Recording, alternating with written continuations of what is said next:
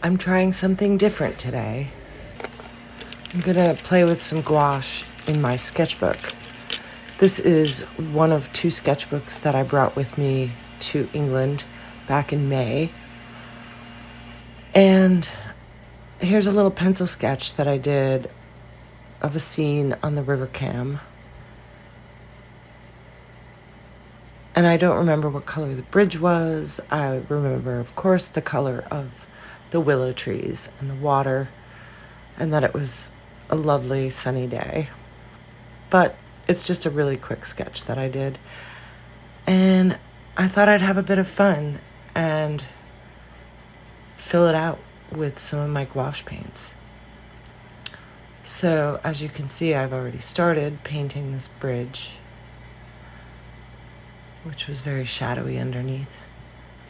And this video will be played at various speeds because some parts are very slow, as you can see in this section that's at actual speed, just the beginning of the trees.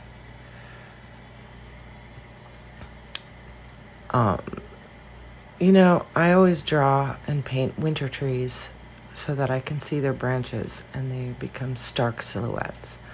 So this is extra different for me.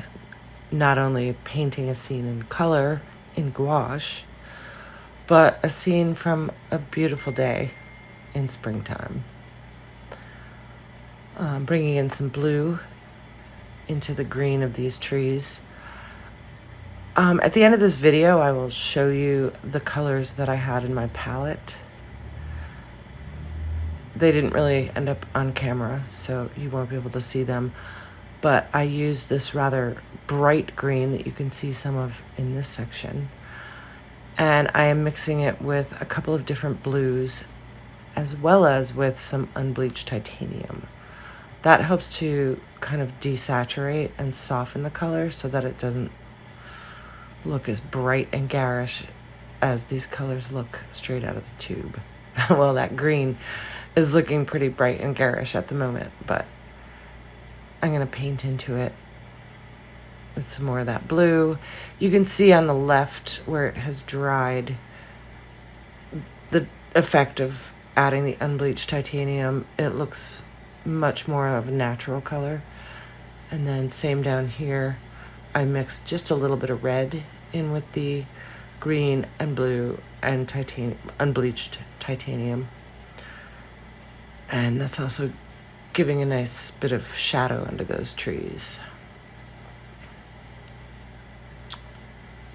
Time now for the top of the bridge. This part was quite fiddly because there are some narrow spaces, and I'm working with, like a 3/8 inch or 1/2 inch brush, which is pretty big for working on a A5 sketchbook, but it can be done.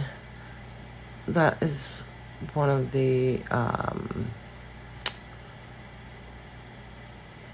what are they called? It's one of the brushes that I really like that are synthetic, and they have a really good amount of snap. They're not overly soft or overly stiff, so they're really great for working with, heavier body paint such as acrylic or gouache. Sorry that the camera was wiggling there. That happens. Filling in the little bench under the tree and the punt, which is what they call those flat boats that are propelled by a person, the punter, managing the stick. They don't use oars as such. They just push off the bottom of the river, much like in the canals of Venice. Here I'm bringing in a very dark blue. This is a mixture of burnt umber and one of the other blues that I was working with. I will list my colors in the notes so that you can see them in case you're interested in mixing a palette similar to this. I'm making it a bit of a murky blue, not like a bright sky blue or sunny day blue, because the river, in fairness, the river looked mostly brown, but I'm doing a painting, and it's painting of water, and I don't want the whole damn thing to be brown. Adding in a bit of the brighter blue to give it some depth and some surface on it, and adding a shadow under the punt, some shadows of the bridge.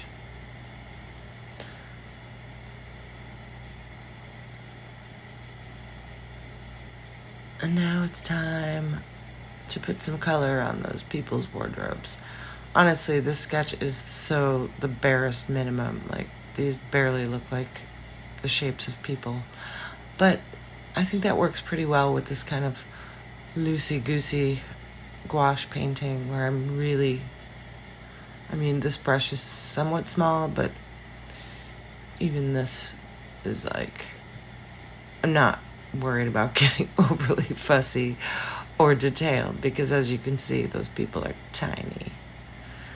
Using some of the blue of the water to get some sort of blue jeans colors happening in here. I did have some orange on my palette, which you can see mixed in with the red, which makes a kind of terracotta color. But it's quite nice. It harmonizes the people in the boat with the rest of the scene, with the trees, and there's the pole. Now that guy is punting. I think in retrospect it would have been wise to make the far side of the bridge, to have the river be much lighter. Number one, because that is how the rules of atmospheric perspective work. It should be paler than the foreground, as well as desaturated, but also to kind of show that, the light was hitting the water in the foreground as well as in the background. But I wasn't really thinking about that.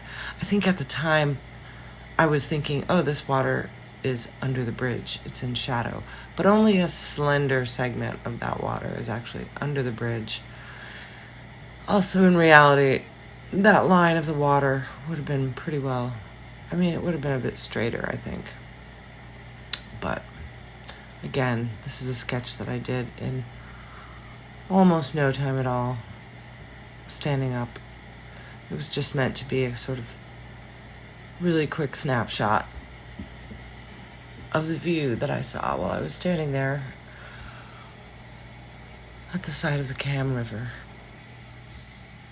I'm filling in the sky. It's looking very pale and sort of pointless at the moment. So there we go. Added some more blue with lots of white. I think I found that blue far too pastel-y, so I'm bringing it into the tertiary mode of the rest of the painting by adding more of that unbleached titanium. Wiping off my brush, adding more white. Adding some pure white over there. I think those will some of that will end up staying, so there's a bit of cloud cover. I really find unbleached titanium to be a fantastic addition to almost any palette, because it's just such a great way to it helps to desaturate without changing the essential color too much. And also, if you use it with all of the paints in a piece to desaturate and lighten, then it helps unify the palette as well.